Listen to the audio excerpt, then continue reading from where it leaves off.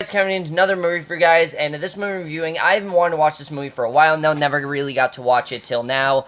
When I watched Popstar, I meant to review this movie, but then of course, as you guys know, my channel was suspended. That kind of kept me from doing anything, because, I didn't really know what to do. But finally I've seen this movie, and that is none other than the highly anticipated sequel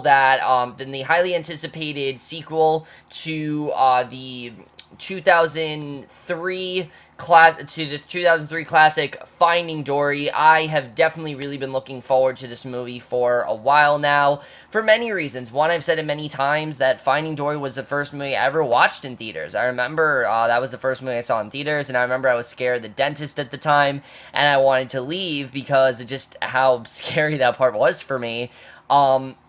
But I also love Find Dory. I've seen it so many times. It's one of my personal favorite Pixar movies, and it's still, I think, a great movie today. I've seen it so many times, and there's so many great things about that movie. When I heard they're making this movie, I was interested, definitely. I didn't really know if it was exactly going to work because, you're taking a secondary character like Dory, but I was hoping that it would work for their sake, and I also thought, alright, it's Pixar. They know what they're doing.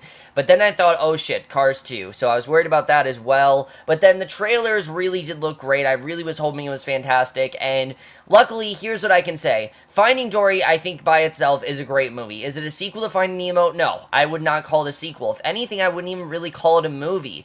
This, to me, felt more like a short TV special that you'd see, but that's not necessarily a bad thing. Something about this movie just feels unconventionally small, and I'll get into that, but let's get to the plot of Finding Dory. Basically, the plot of this movie is really simple. We basically focus on, this is kind of like Finding Nemo in many ways, but now our focus is on Dory.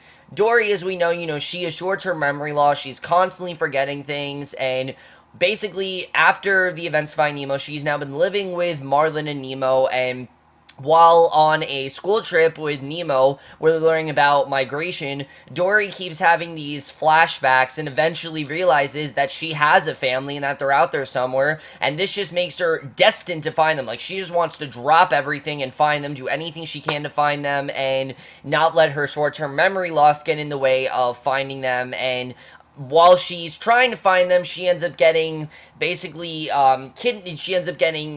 in a net and shipped off to a pet store where she thinks that she'll finally find her parents, while Marlin and Nemo go to find her and hoping that she'll achieve this goal. And that basically is the plot of Finding Dory. That's really, I think, the best way I can sum it up, and that's definitely something I thought was really good. The plot is very relatively simple. It's basically Dory finding herself, and I'll get into that in a little bit, but that basically is the plot of the movie. But let's get to more of what I think makes this movie so great, which is the cast. Now, obviously, going into this movie, I think the one thing we all knew was that no matter how good the movie would be, Ellen DeGeneres would be fantastic as Dory. I mean, she's a great actress. This is one of her most iconic roles, and really, she just has the part down perfectly. And really, I mean, it was fantastic. She really did a great job as this character. And something I think they did really well with Dory is that they really went in depth with her a lot more than I thought they were going to. I mean, I knew they were going to go in depth with her, but they show flashbacks, they show the struggle she's had with short-term memory loss, and that's something I thought was really well done. By far the best stuff in this movie for me was seeing the traumatic time that Dory has struggling with this disorder, and really taking it from something comedic and really showing how this can really affect her, and that this is something that she's gone through her life, and that really she kind of just wants to be taken seriously, and she doesn't want this to get in the way, and it's really starting to affect her. And honestly, I thought it worked really well. It never gets too degrading, it never gets too annoying, and I thought they used it really well. Of course, she's really funny as well, but I think the emotional stuff really works really, really well. Not they didn't do it in Finding Nemo, but obviously there's a lot more of it here, and I really enjoyed that, and I think it was a really good idea to go in depth with Dory's character, and honestly, I think it worked a lot better than I thought it. And then Albert Brooks, of course, is back as Marlin, and he's still fantastic. I still think he does a great job. Him and Nemo, new actor Hayden Rolence, who, of course, Nemo's played by a new actor because the other one just got too old, because I believe he's like 20-something now. He does play a character in this movie. I'm not going to spoil who, but he does, in fact, play a character in this movie.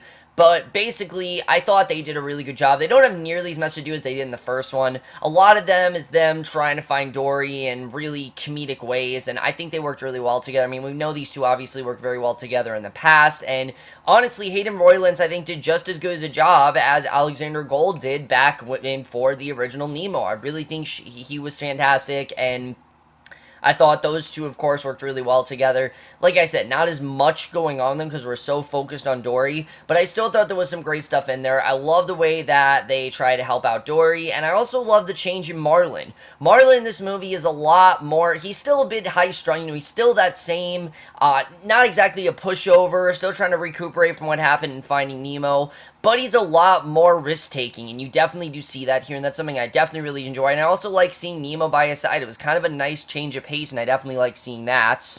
For me, the thing that surprised me the most was the new characters. I really thought they were fantastic here. I think Ed O'Neill was perfectly cast as this character of Hank. I mean, this is a guy that's just really cranky. He doesn't want to be in, you know, he has a really troubled past, and he apparently lost a tentacle, and he's kind of trying to bargain things from Dory to get her to her parents, and I was wondering really what direction they were going to take him in, if he was going to go in, like, a villainous direction, but no, he actually became one of the heroes of the story, and I think he did a really good job. Really like where they went with the character. He definitely was very funny, had me laughing so many times, and then Dory's parents, played by Diane, Keaton, and Eugene Levy, I think also did a really great job. They really were fantastic and really perfectly casted, definitely, and you honestly really do care for her parents, especially with everything Dory went through. They never got annoyed with her because they understood this was her eternal struggle, and they tried whatever they could to help her, and I really love seeing that. Kaitlin Olson was great here as this character of Destiny, who's Dory's childhood friend, as well as Burrell, who had me laughing so much throughout this movie. He was so funny. I think he did a great job. And then the only person I think I'll really talk about is Idris Elba. He really did a fantastic job as this character of Fluke the Sea Lion. He's not in the movie that much, but I think overall he was really good. Really liked this character. And really, I think everyone did a great job. As far as the other characters in the movie, they actually got everyone back. The only characters I'm thinking that they didn't get back is, of course, Nigel. You know, Nigel, the I can't think of what he's called right now, but you know, Nigel the bird, and of course the sharks. Those characters are not in this movie, but other than that, you got Crush comes back, Mr. Ray comes back. I'm not going to talk about one capacity, but they do in fact come back in this, and I'm glad that they did, because those are things you kind of needed for this movie, and I'm glad they did add them back. And it was also some good nostalgia for people that, of course, screw up with this movie as a kid, like I did, and I was like 4 when I saw, like I said. That's basically it for the cast. Let's get into the directing here. The directing, I thought, really was fantastic. I think they really did a great... Andrew Stanton here really did a great job in directing this.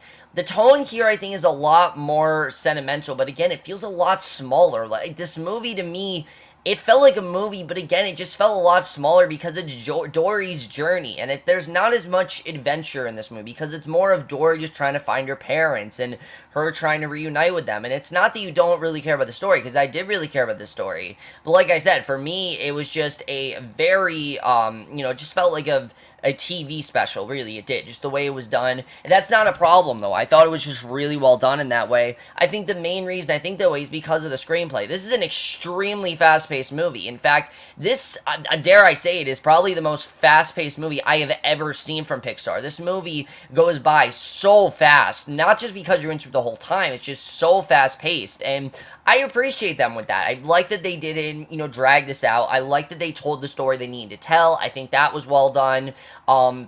There are some, you know, really funny scenes here, but there's also some really great dramatics, like I said, and like I said, they do some great things with Dory, just thinking back to her past, and really just getting into her psyche, seeing the way things work. I mean, we did see some of that in Finding Nemo, but we really do get into it here, and I really did love the way that was done, thought that was really fantastic, and just seeing glimpses from her past, you know, the life she used to have, the life she wished she had, I thought overall was really interesting. I really did love that overall.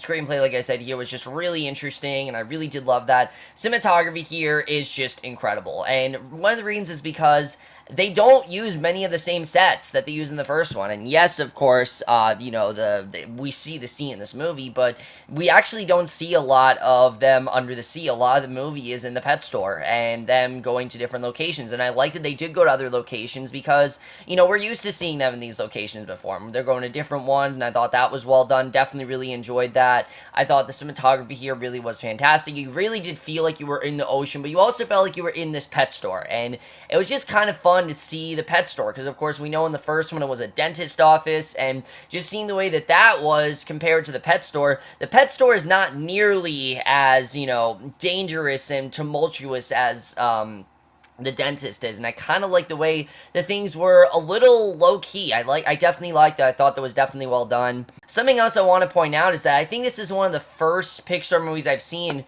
There's not a villain. There really is not a villain, guys. The only villain I'd say we're dealing with is Dory's memory loss. That's our villain, is Dory finding herself. And it's kind of cool the way the movie's called Finding Dory, but the movie's not really about them finding her, like her being lost and them going to find her. It's about her finding herself, her coming to terms with who she is, how she can overcome this memory loss and, you know, actually solve something and actually do something with her life and not just have to remind herself every 5 seconds. Because you kind of do see that Dory herself, she thinks she's pathetic. She really does. She thinks it's ridiculous of what's happening to her. She really is tired of this memory loss and she really wants to just do something about it, and I definitely did like seeing that. The score here I thought was fantastic. Some really great emotional stuff here. Not one of the best scores, but I still really did enjoy it overall, and like I said, the editing here is extremely fast-paced. The movie is only 97 minutes, but it felt like 70-something minutes to me. It really was quick, and I really think they did a great job of the editing. Definitely really like that.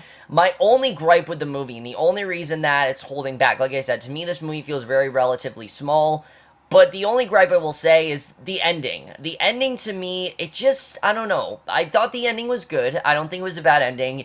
It just didn't feel like a Pixar movie. It really didn't. It felt more like something I'd see in, say, a DreamWorks movie or an Illuminated Entertainment movie. And there's this weird random message they put at the very end of the movie that I don't think had anything to do with the rest of the movie. I don't really know why it was in here. I don't exactly know what they were thinking. And the ending to me just seemed a little bit too happy. And sure, this movie can have a happy ending, but just the way it played out and the way that everything ends up happening, it just felt a little bit implausible. And I didn't really love the way it ended. It definitely, I thought they tried way too hard to set up another movie because it does seem like they're trying to set up another movie, which I really hope they're not. If they are, I kind of want to see one around Hank because of how interesting his character was and what they did with him here. I definitely really did like, but that's really, I'd say, my only gripe with the film. Overall, guys, I really did love Finding Dory. I think it was a really great movie overall. Like I said, very relatively small, but overall, I definitely really did enjoy it. And either way, I'm still going to give Finding Dory a 4 to 5 or a B+. Is this as good as Finding Nemo? No, but I don't think that's what they set out to do. I think they set out to tell a more minute story about Dory and the struggle she's going through and just really complete that side of the story and really give the fans what they want. You know, Dory's become one of the most beloved secondary characters of all time, and I think this movie really shows that she's anything but a secondary character. I mean, she really is full-fledged out throughout this, you know, full-fledged, developed throughout this movie. You really care about her more. We get into her more. I thought overall that was really interesting, as well as the new characters. Just everything adds here, I really think just made this movie as good as it could be. And I think really, you know, like, I know a lot of people are worried about this movie, but for me, I think it worked really well. Was it as good as it could have been? Yeah, I really do think so. But like I said, I'm going to give it a B+, just because of how small it felt. Not that because it was a bad movie, just because to me it felt very small. But overall, guys, let me know what you guys thought of this movie. Have seen, love to your thoughts in it. I overall really did love Finding Dory. Again, I wouldn't call it a sequel. I just call it another chapter in the same universe is really what I call it. And like I said, moving forward, I think we might get another one. I don't know. This one was definitely successful. This actually, I believe, the biggest opening for a Pixar movie so far, if I'm not mistaken, which is understandable. Finding Nemo was a pretty big success and one of Pixar's most successful achievements.